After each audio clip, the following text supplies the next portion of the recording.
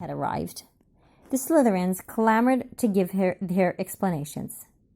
Snape pointed a long yellow finger at Malfoy and said, "Explain." "Potter attacked me, sir."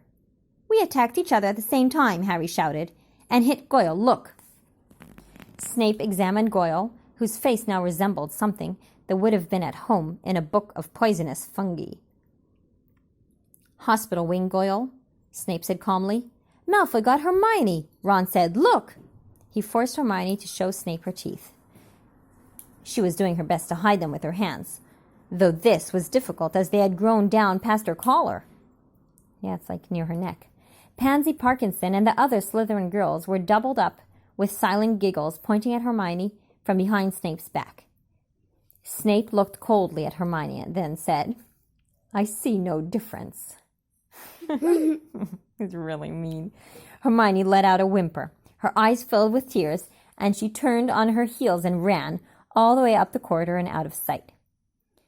It was lucky, perhaps, that both Harry and Ron started shouting at Snape at the same time.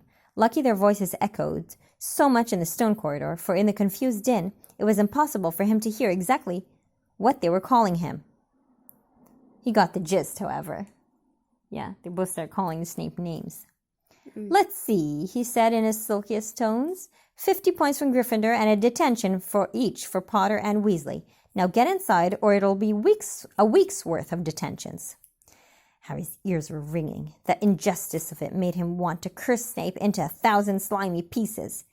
He passed Snape, walked with Ron to the back of the dungeon, and slammed his bag down onto the table.